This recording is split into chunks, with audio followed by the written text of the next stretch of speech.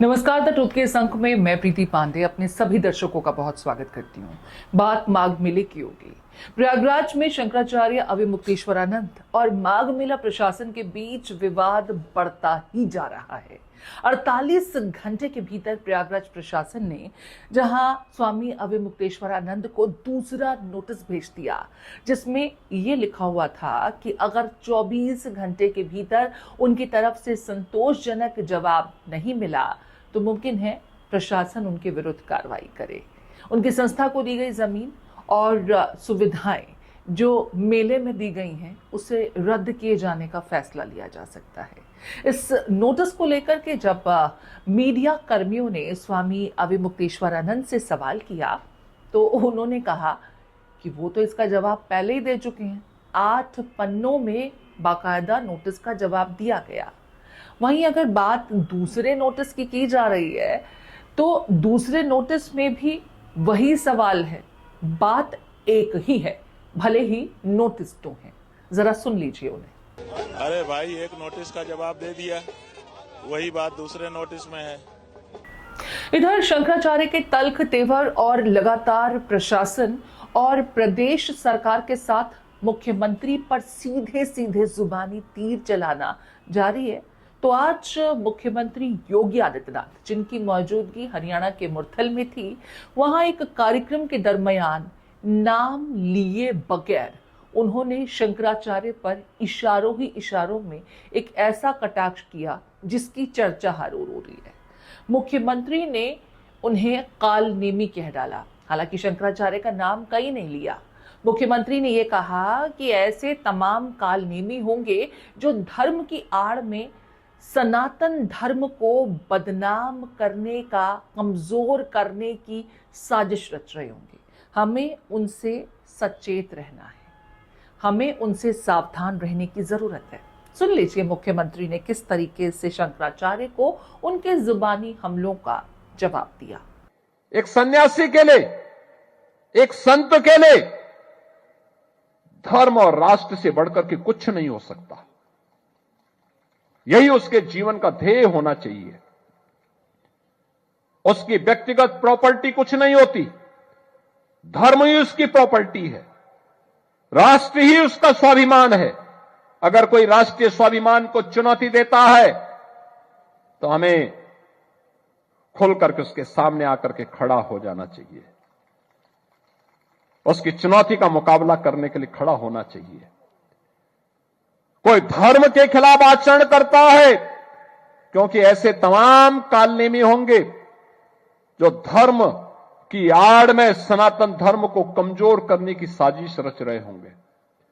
हमें उनसे सावधान होना होगा, उनसे सतर्क रहना होगा। आपको बता दें, भाजपा के शासनकाल में कालनेमी शब्द कुछ नया नहीं है। भले ही कालनेमी एक नेगेटिव कॉन्सेप्ट है, लेकिन इसका इस्तेमाल पहली मर्तबा नहीं हो रहा है। बीते साल कांवड़ यात्रा के दरमियान आपको याद होगा, उत्तराखंड में बाकायदा मुख्यमंत्री पुष्कर सिंह धामी के इंस्ट्रक्शंस पर बड़ी तादाद में ऑपरेशन कालनेमी चलाया गया और फर्जी साधु संतों के विरुद्ध कार्रवाई की गई थी।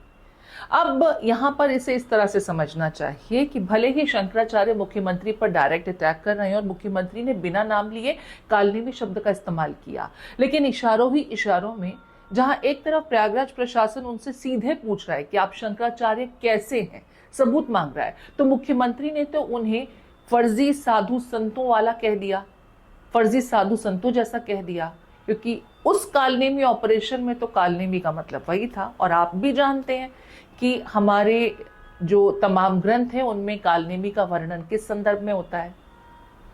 वहीं समाजवादी पार्टी प्रमुख अखिलेश यादव आज एक बार फिर शंकराचार्य के सपोर्ट में आए।